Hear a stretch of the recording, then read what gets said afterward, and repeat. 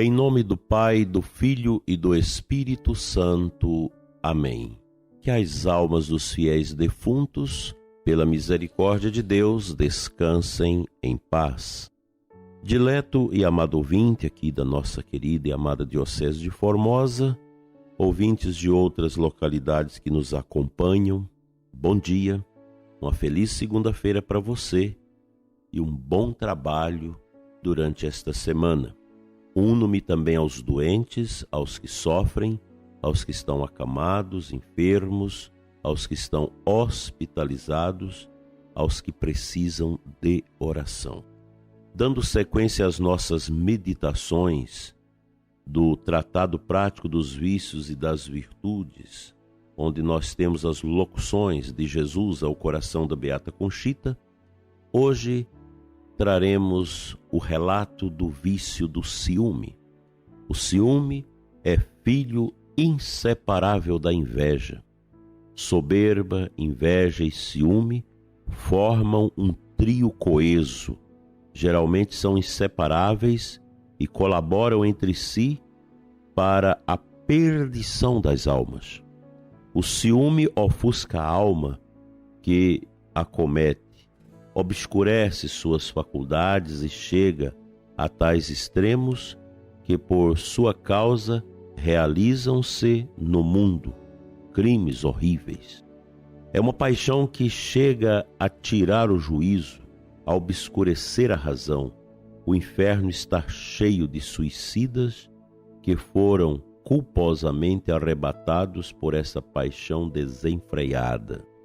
Esse vício avassalador associa-se por vezes à inveja, à impureza, ao ódio, à vingança, à vileza, à covardia, à precipitação e a outras paixões, todas espantosas e nefandas.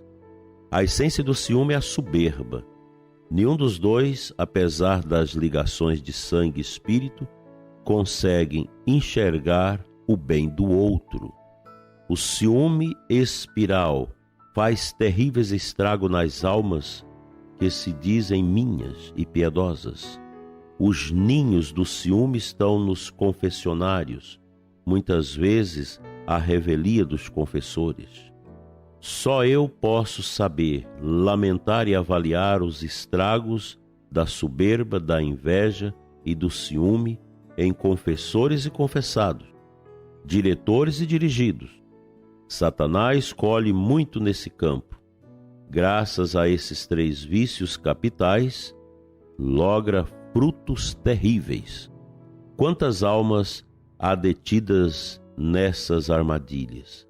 Quantas almas que poderiam ser minhas se distraem, se danam e se perdem nesse campo de misérias? Quão pouca é a retidão que se encontra por vezes nos confessionários. Ides ao confessionário, não para tirar ou arrancar paixões, mas para dourá-las, adocicá-las, alimentá-las. Ides para satisfazer mil vaidades, inclusive espirituais. Em seu íntimo, as almas fazem seu panegírico, aparentando delicadas virtudes e qualidades sem algum sinal de contrição. Quantas almas tidas como piedosas só buscam consolo sem desejar arrancar seus vícios? Assim, os confessionários se transformam em ocasiões de mútua complacência, que longe de curar a soberba, alimentam-na mais e mais em almas vãs e superficiais, que com falsa humilhação satisfazem-se em ocultar os próprios pecados. Essa é a moeda corrente do mundo. E admirai e pasmai, porque veneno semelhante há também entre os religiosos ou religiosas. Mais ainda, entre elas, esse veneno costuma ser ainda mais dissimulado e prejudicial. Por isso havereis de convir comigo que sua falsa piedade e seu sacrílego abuso dos sacramentos não pode satisfazer-me. Os confessionários muitas vezes tornam-se um comércio de inúteis elogios e desastrosas conversas. Alerto-vos de que o mundo logrou infiltrar-se no que há de mais santo. Cometem-se por vezes de forma oculta terríveis e inqualificáveis ofensas à minha igreja, ao meu coração e ao que há de mais sagrado. Há confessionários que são ninhos de Satanás. Nem queirais saber o que neles se passa. Ciúmes, invejas, amores, soberbas, afetos, tem neles seu comércio. Por que, Senhor, o permitis? Porque sou eterno. Apenas levanto a ponta do véu diante de vós, para que compreendais o que há no profundo e o porquê das minhas queixas, das minhas ânsias, por encontrar almas puras, verdadeiramente piedosas e forjadas na dor. Anseio o reinado da cruz, por meio de virtudes sólidas. Elas serão os apóstolos da cruz, as que arrancarão a máscara de um mundo espiritual ilusório e formarão a coroa do meu coração, hoje amargurado, já cansado de tanto ouropel, vícios e mentiras. Abaixo a vida espiritual fictícia, abaixo a falsa piedade. Reina a cruz, impere a dor, únicos meios que podem salvar o mundo. Essas palavras, prezado ouvinte, elas são firmes, fortes, contundentes e proféticas, sobremaneira para nós sacerdotes. Quando Jesus fala do confessionário. O confessionário é uma piscina de misericórdia.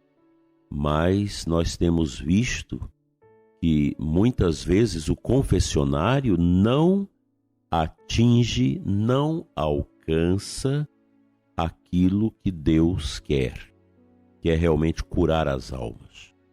O confessionário não é lugar para que o penitente possa receber afagos e consolos do sacerdote. Muitas vezes a gente escuta pessoas que nos dizem: eu fui confessar, o padre disse que eu não preciso mais confessar porque eu já tenho 80 anos e idoso não peca. Isso é um absurdo. Toda pessoa peca. Outras vezes as pessoas vêm confessar com a gente e dizem: eu fui confessar com o padre tal e ele diz que isso não é pecado. Olha, nós não podemos ter atitudes frouxas, irresponsáveis no confessionário. Aqui eu me refiro aos irmãos sacerdotes. Nós temos que ter uma grande responsabilidade com esse ministério, com a distribuição da misericórdia nos confessionários. Nós temos que ser médicos espirituais que coloquem o bisturi naqueles lugares que precisam ser cirurgiados, onde o pecado precisa ser cortado. Não podemos ter essas complacências que não ajudam as almas a se beneficiar da misericórdia de Deus. Que o Senhor nos ajude a romper com a esteira do ciúme, com essa realidade tão medonha que tão grande mal produz no coração das almas. Amanhã a gente completa esse tema tão importante, visto que o texto é um pouco longo. Vamos agora à palavra de Deus.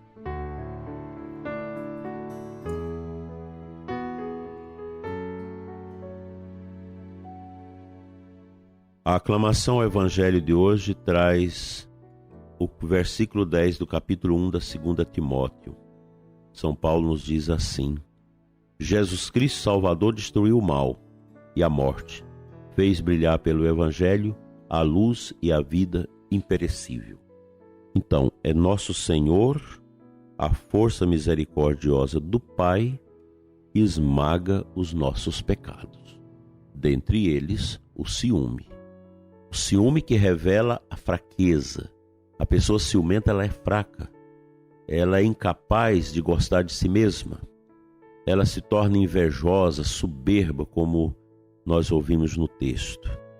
Esse não é o caminho de uma alma que quer alcançar o paraíso das virtudes. É preciso uma luta consigo mesmo. É preciso o empenho contundente da nossa vontade para superar essas misérias, essas inclinações de ciúmes que reina tanto nos nossos corações. Não somente entre os casais, mas na vida religiosa, na vida do seminário, na vida da paróquia. Como é difícil para os párocos administrar os ciúmes nas paróquias, para os bispos administrarem os ciúmes nas suas dioceses. Como é difícil para o Papa administrar os ciúmes na Cúria Romana. Como é difícil para os pais administrar os ciúmes dos filhos. Isso é uma praga, isso é uma doença, é um câncer que a gente precisa extirpar. Cada vez mais lutar contra isso. O ciúme está muito ligado à posse e a gente não pode ser possessivo. Que Deus nos dê a liberdade para amar verdadeiramente e a renunciar a todo apego que causa ciúme.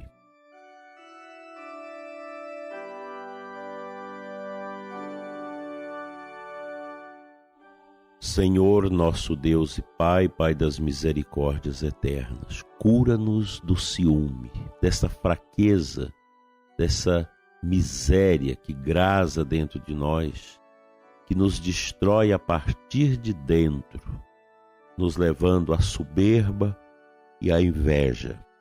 Livra-nos, Senhor, dos ciúmes e nos dê a graça de uma vida moderada, de uma vida humilde, simples, de uma vida de silêncio, de uma vida de contemplação que supera todas as dificuldades que apresentam.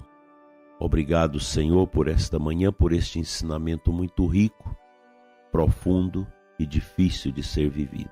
Ajuda-nos, Senhor, pois com as nossas forças apenas não conseguiremos alcançar a prática das virtudes. Amém.